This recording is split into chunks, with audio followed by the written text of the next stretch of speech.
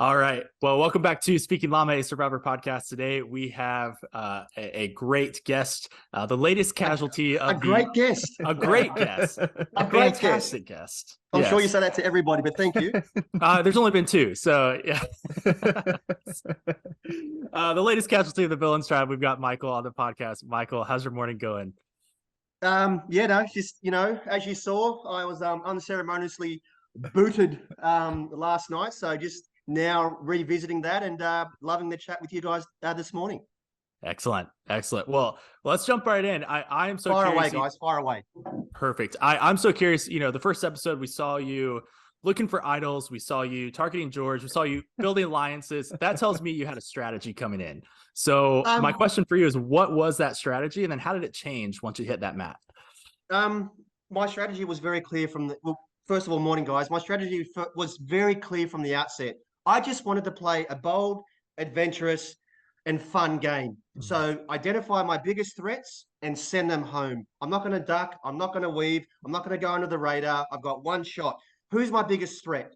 George. I'm going to make it happen. And as such, I had him on the first plane back to Australia. Like the producers, everyone knew I had the power, the control, and George was going home. So until he got injured, of course, and then played the sympathy card. But the point is that George was toast. But it was just who's my biggest threat? It's like Tony Vlachos says, play the player. And the biggest threat for me was George. And after that, Shawnee was going home. So that's the way that I played. Simple as that. Yeah, well, that's I loved watching you come in guns a-blazing. It is great TV. I think what is interesting from our point of view, the whole kind of George leaving the game, kind of in the episode, Simon mentions it changes the tribe dynamic. What was that like for George to be out, George to come back? And what were you thinking in that moment? You have to think about, guys, like, it's a very good question, but you have to think, right, at that very point, whether the TV showed it or not, I had control of my tribe. I had the power and the control. And to send George home first, I wanted that so bad. Like, I wanted that so badly.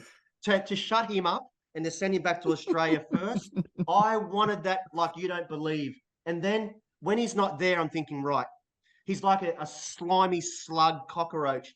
There's no doubt somehow, some way, he's going to mysteriously pop out of the sky and float back onto the tribe. And that's what happened. When he came back, I knew, shit, I've got to double down here and make things happen, because once he got back, Shawnee felt very exposed when George wasn't there. So when George got back, Shawnee tucked in behind George, groundbreaking, not. And then I thought, right, Shawnee's gonna bring in Liz. Liz is gonna bring in Sarah and the rest of the piranhas, and then I'm in big trouble. So I searched hard for idols. But anyway, I digress. But yeah, when George got back, I knew that shit. Okay, and once he got back, he played the sympathy card. The dynamic changed, and suddenly I didn't have as much power as what I previously had. So at that point, I knew that I was in a bad spot. Yeah. Sorry, it's a long answer to your question, but that's great. No, that's perfect. And so, sorry, what was that? Oh, does that answer your question? Yeah, absolutely. So, a follow-up to that question, we were just wondering, we saw in the edit that it really felt like Shawnee was the one saving George, and had the entire tribe flip against you when we thought they were all with you. So from your vantage point out there playing, what happened? What do you think was that tipping point? That's a very good question. Okay, so like I say, when Shawnee knew that I wanted George from the outset, Shawnee knew that I wanted George to go, because I had a chat to her about that pretty much as soon as I hit the island. And she said to me, "Oh, you work fast." But for Shawnee's game, she needed George, to hide behind like a coward. So when Shawnee started talking to Liz about, we need to get a plan here.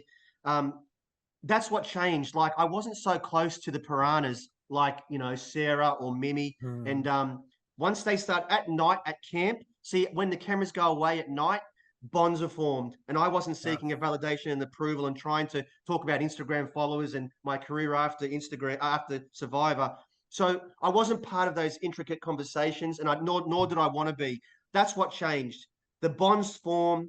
I wasn't part of that. So that's what happened. I just organically wanted to see who I was drawn to and who was drawn to me. I was extremely tight with Simon, but in terms of the girls and George and that, it just, didn't happen like that for me. Mm-hmm.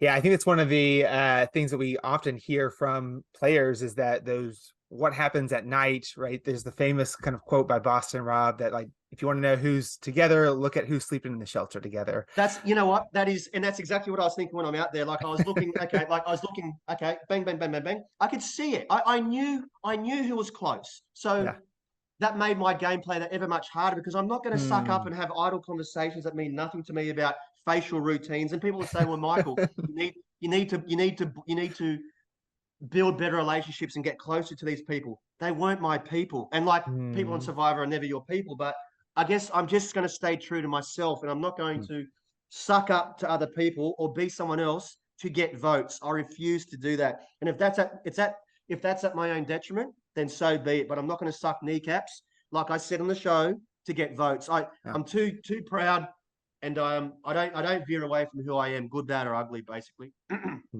But I mean, that's a good way to play, right? And if you have to go out being true to who you are, that's a good way to go out. Even wouldn't if you rather do that early. Wouldn't you rather do that than play a game like George that's completely disgusting? Like you said it, not me.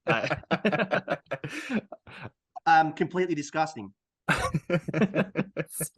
right. So one thing, kind of moving away from the vote, something that happened earlier in the episode, we got to see the villains tribe raid the heroes camp. Walk me through, what was that like? What was your thought process going there? By this stage, I was starving. I had no sleep for 4 days. I hadn't had a skerrick of food. So my only rationale is, where's the food? And that's it. Like, so where can I get food? That's it. Like George said, Michael, help me smash down their shelter.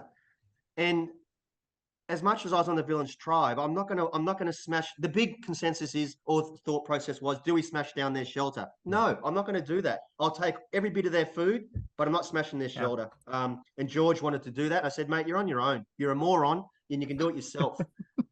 You're a goose. You're an absolute first-rate goose. And it was, for me, it was just food. Where's the food, and how can I eat it?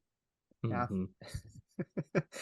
Is that a revelation? Like, it's pretty like. Yeah. Well, we were just talking before this that we have never seen that kind of like level of access to a camp. We've seen people go and take like items or two. So that was really entertaining to watch. And I love that the villains tribe got to be the people that did that. But when you guys think about that moment with what we saw kind of Mimi like argue for not putting down the shelter. So it sounds like it was maybe just George that wanted to put the shelter down, or is that were more people wanting to kind of do everything they could? The most honest answer, he was on his own, Kaleb. He was on his own, bud. Not one person I spoke to or came to me, George, you're an idiot. And you are on, and mate, you can sit there and believe me, but that's the truth. He was on his own. And that's why he had a second thought. He thought, Jesus, if I do this, what's that mean for me going back to our tribe? And he was on his own. That's the long and the short of it. Interesting. Yeah. That felt like crossing a line at that point. Stealing the food's one thing. Yeah. I mean, I know we're villains, but I mean, please. But I don't know. I just thought to myself, how far are you willing to go, Michael? And I'm going to play the game, as you saw, as hard as I can. But I don't know. I don't know. Believe it or not, I have a softer, caring, empathetic side. Shock horror, and that part of me, I'm not going to knock their shelter down. Simple as that. Yeah. No, I respect that 100%. So one question we like to ask guests. So Kaleb and I on our podcast, we disagree about almost everything related to Survivor. One thing we agree on is we love JLP as the host. So can you tell us something about JLP, challenge, tribal? If you disagree, tell us that too. We love that too. What do you want to know some insights about JLP? Yeah. Or something fun that happens, with him. I think he's a lot. I mean, he's a lot cheekier. He likes to he's very humorous. Like he's got a good sense of humor, and he's very cheeky. Doesn't take himself probably so seriously, like myself, shock horror, likes to have a laugh. So they were stuff that behind the scenes that I'd suggest that I noticed. Love that. That's good. Well, in a couple hours of TV, right? We know that we only see a small percentage of what's actually happening. What was something that was fun or that you really loved that you experienced on the island that maybe we did not get to see at home? Look, essentially, I guess what my favorite stuff was what you saw, and that was being at tribal council. Yeah. Like, people on my tribe are saying, Michael, why do you enjoy tribal council so much? Why wouldn't I? I'm a Survivor super fan. I'm not afraid to put my name, to be on the chopping block, to sit there at night, at midnight, exhausted and hungry, and go to tribal. Like, it was hard, but it was as a Survivor fan on Heroes versus Villains, the most iconic Australian season in history. It's amazing. Yeah. Like, that was an amazing experience. Tribal council sticks out, but also moving the game forward. Having George on toast and within an inch of going home back to Australia. That was very satisfying, and that's why he's come back out so hard, because he knew it. He didn't like the fact that all of the pressure was on him and that he was done. So that's why I think you'll find that he won't admit it publicly, but that's why he probably has a begrudging respect for this bald guy right here. That feels like a good respect to have. I agree with that. So last question for you, Michael. You mentioned heroes versus villains. Do you feel like you were on the right tribe, hero or villain? Why or why not? I'm fine with being on a villain's tribe, because I don't, contrary to what you saw on TV, I don't take myself so seriously. So I just wanted to have fun and blow shit up, basically. But in saying that, a lot of the relationships that I formed, like I come from a journalism background, a sport, and a lot of the personalities on the other tribe, like, they were so full of praise, and people like David Zacharias and Sean and Benjamin Law, like, I was much closer to those guys because I relate to them so much more than the morons on my tribe. The only person that I felt a bond with who had the same mindset was Simon. Otherwise, the rest of them were just about Instagram and just pretentiousness, and it's just not the way I live my life. It's not real life to me. So Simon was the guy that stuck out to me as being a real deal, but Simon's also a weird cat at times as well. But anyway, whatevs. I love it. We're a fan of Simon on this podcast too, so that's good. That's good. Tell him. No, actually, he's calling me now. No, he's a good man. He likes a camera. But it's all good. We're bros. I mean, the camera likes him too, so it works out. What, it didn't like this 40-year-old guy? No. Look, guys, I want to know. I've got a question for you. For sure. What you think of my game? Yeah, I love. Hit me. Go on. Absolutely. I thought when your first episode was a little chaotic. However, like at the end of the day, you kind of mentioned it. I would rather go out trying to make a move, controlling my game, than to kind of be left with no options, right? You did what you could. The circumstances were out of your control with George being gone.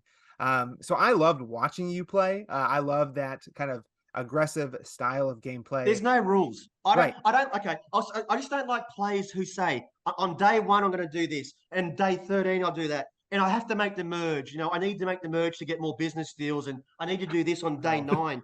Yeah. That's not Survivor. Like, I'm playing what's in front of me. Who's my biggest threat? They're going home. That's it. That's all I'm trying to do. That's it. Yep. Yeah. Well, I feel like you played the game the best you could given the cards you were dealt. Right. Yeah, I think so. I mean, what happens if George doesn't come back? Then Shawnee goes home. So who knows if my game could have been different? But that's just woulda, coulda, shoulda, whatever stuff, Yeah. Absolutely. Yeah. Well, maybe we'll see you back on. You never know. We would love it. Just watch this space. Perfect. All right. Sounds good. Well, hey, Michael, thanks for your time this morning. Really appreciate it. Great chatting with you. And wish you all the best. Legends. Thanks, Kaleb. Thanks, Alex. Cheers, guys. Yeah.